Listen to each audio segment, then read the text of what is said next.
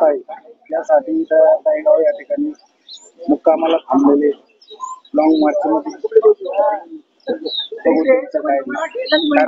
माझं नाव आशिष विजय वाकोडे आहे। या मोर्चाचं नेतृत्व आम्ही करत आहेत आणि आमच्या परभणीमध्ये 10 डिसेंबरच्या दिवशी भारताच्या संविधानाची विटंबना झाली होती। त्यानंतर 11 तारखेला परभणी बंद झाली।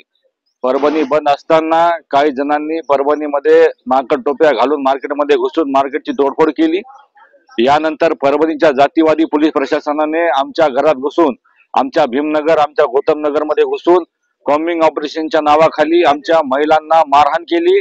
अतिशय अमानुषपणे महिलांना मारहाण केली। आमची जी होली बाळातीन होती, 1 महिन्याची बाळातीन, त्या बाळातीनला सुद्धा या जातीवादी पोलिसांनी मारहाण केली। आमच्या घराचे दार तोडले, आमच्या बाथरूमचे दार तोडले। आमच्या वत्सलाबाई नदीला पोलीस स्टेशनला नेऊन रिंगण करून 15 जण पोलीसवाल्यांनी मारला। तिच्या अंगावर बुटे घालून नाचले पोलीसवाले। आम्हाला आमचा जो भाऊ होता सोमनाथ सूर्यवंशी, जो संविधानाची विटंबना झाल्यानंतर त्याचा निषेध करण्यासाठी परभणीमध्ये आला होता, आंदोलनामध्ये सहभागी झाला होता, त्याला विनाकारण उचलून त्याला पोलीसवाल्यांनी इतकं बेदम मारले की त्या पोलीसवाल्याच्या मारीमुळे सोमनाथ सूर्यवंशीचा जेलमध्ये जीव गेला। हे सर्व प्रकरण परभणीमध्ये घडलं। आमच्या समाजावर पोलीसवाल्यांनी आणि तिथल्या जातीयवादी प्रशासनाने अन्याय अत्याचार केला। आम्ही 32 दिवस याचा न्याय मागण्यासाठी आम्ही आंदोलन केलं। या आंदोलनाचं नेतृत्व जे होतं आमच्या या 6 दिवसाच्या 10 तारखेपासूनच लोकनेते विजय वाकोडे, त्यांना सुद्धा या पोलीसवाल्यांनी धमक्या दिल्या, त्यांचा सुद्धा जीव गेला। म्हणून आम्ही न्याय मागितला 32 दिवस, पण आम्हाला न्याय भेटला नाही।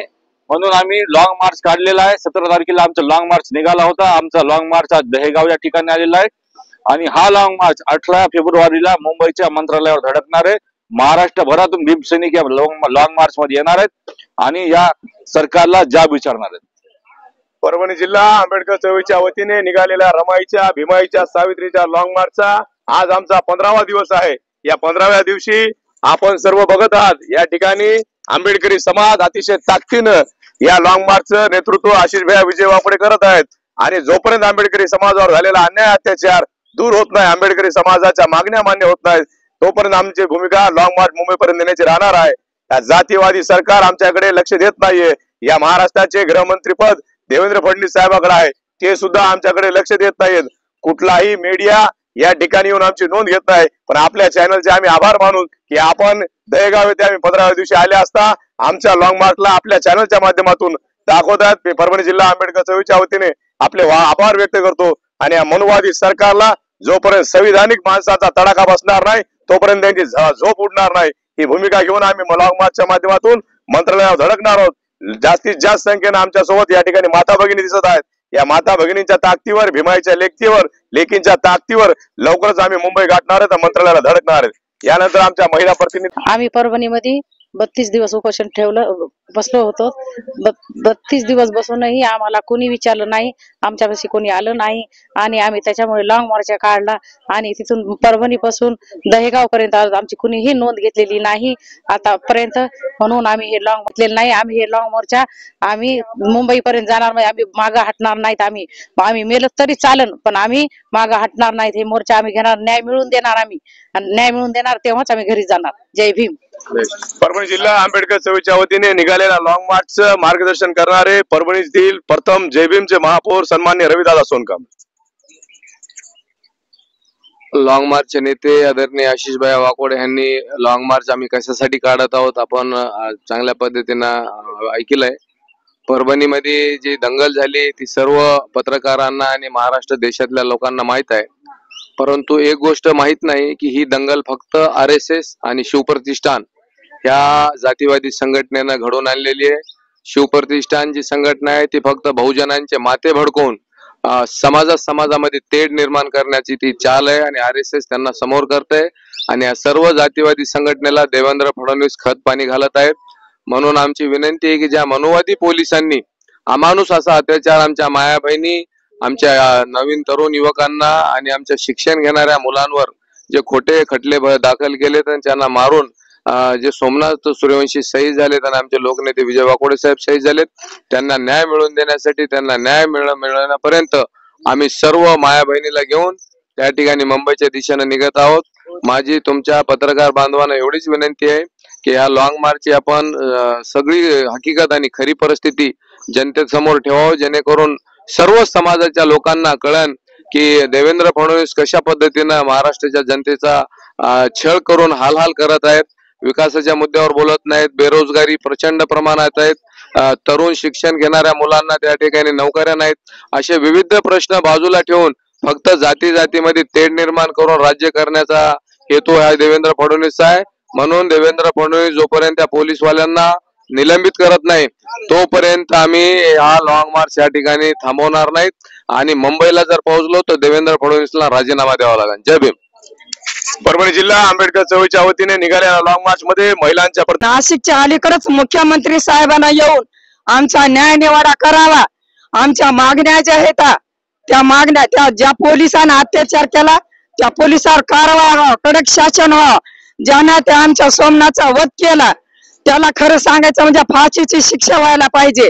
आमचे विजय वाकडे बाबा गेले, आमचे 2 माणसं असे लगे, एक वकील होणारा आणि एक सगळ्या जनतेचं नेतृत्व करणारा नेता, हे असे आमच्यातून गेले. त्याच्यामुळे आमची एवढीच विनंती महिला मंडळाच्या वतीनं मुख्यमंत्री साहेबांना जे आमच्या मागण्या आहेत त्या मागण्या मंजूर करावं आणि आम्हाला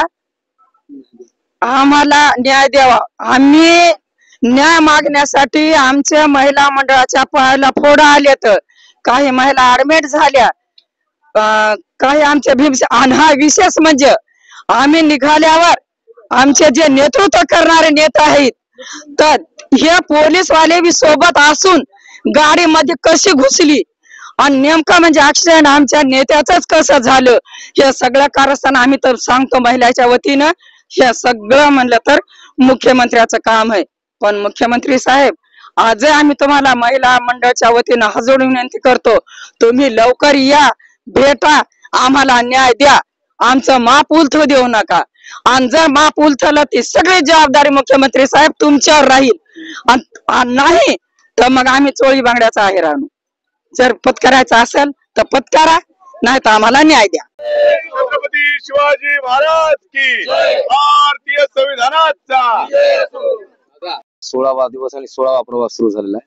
आजच्या लॉंग मार्चच्या प्रवासाच्या दरम्यान आताच संजीवनीताईंनी सांगितलं तसं काल एक गोष्ट, काल आम्ही वैजापूरच्या पोलीस स्टेशनचे 2 कर्मचारी होते फक्त, आणि पोलीस प्रशासनानं, संभाजीनगर जिल्ह्यातल्या ग्रामीण पोलीस प्रशासनानं या मोर्चाकडे दुर्लक्ष केलं. सुरक्षेचा प्रश्न निर्माण व्हावा अशा पद्धतीने घडलं. ज्या पद्धतीनं काल जे राखीव सुरक्षा दल असते ते एकही कर्मचारी इथं उपलब्ध नव्हते रात्रीच्या वेळी. इथं शेकडो महिला आमच्या सोबत आहेत, ज्यांच्या अंगावर डागडागिने आहेत, आमच्या सोबत दानपेटी आहेत, आमच्या सोबत सगळे भीमसैनिक आहेत, लहान मुलं आहेत. आणि अशा वेळी सुरक्षा राखीव दलाचे जे कर्मचारी असतात ते एकही इथं नसणं, महिला पोलीस कर्मचारी सुद्धा नसणं, आणि नंतर फोन लावल्याच्या नंतर 2 पोलीस स्टेशनचे कर्मचारी ग्रामीणचे आले, इथल्या वैजापूर पोलीस स्टेशनचे, बाकीचे नव्हते. प्रशासनानं जाणीवपूर्वक आमचा सगळ्यांचा सामूहिक मर्डर करायचं ठरवले का हे एकदा क्लिअर करावं. आणि जर ते असं फेल्युअर असेल तर आम्ही मरायसाठी तयार आहेत. फक्त एवढं लक्षात ठेवा की आमचं मरणं तुम्हाला 100% पुढच्या 5000 पिढ्या तुमच्या गाडणार असेल, एवढं मात्र पक्का आहे. आणि मुख्यमंत्र्याला विनंती नाही, माझं आव्हान आहे की मुख्यमंत्र्यांना तात्काळ आमच्या या लॉंग मार्चच्या बाबतीमध्ये आमच्या ज्या मागण्या आहेत त्या मागण्या पूर्ण कराव्या, अन्यथा मुंबईला पूर्णतः जाम केल्याशिवाय आम्ही थांबणार नाहीत. मंत्रालयाच्या गेट मधून एकही मंत्री जाणार नाही याची. परभणी ते मुंबई मंत्रालय लॉंग मार्च बंदोबस्त. वैजापूर उपविभागीय पोलीस अधिकारी फुंदे साहेब व पोलीस निरीक्षक श्याम सुंदर कवठाळे यांच्या मार्गदर्शनाखाली मोठा पोलीस बंदोबस्त ठेवण्यात आला व लॉंग मार्चसाठी पोलीस कर्मचारी, पोलीस उपनिरीक्षक नितीन नलावडे, पोलीस उपनिरीक्षक प्रवीण पाटील, पोलीस कॉन्स्टेबल गोरे साहेब, पोलीस कॉन्स्टेबल किसन गवळी, महिला पोलीस कॉन्स्टेबल सीमा जाधव व परभणी पोलीस कर्मचारी रौनक कौसडीकर, JM पठाण, माणिक डुकरे, प्रल्हाद बोरकर, पोलीस पाटील सविता उगले व राज्य राखीव पोलीस कर्मचारी पोलीस व्हॅन. SU न्यूज प्रतिनिधी संजय पाटील उगले.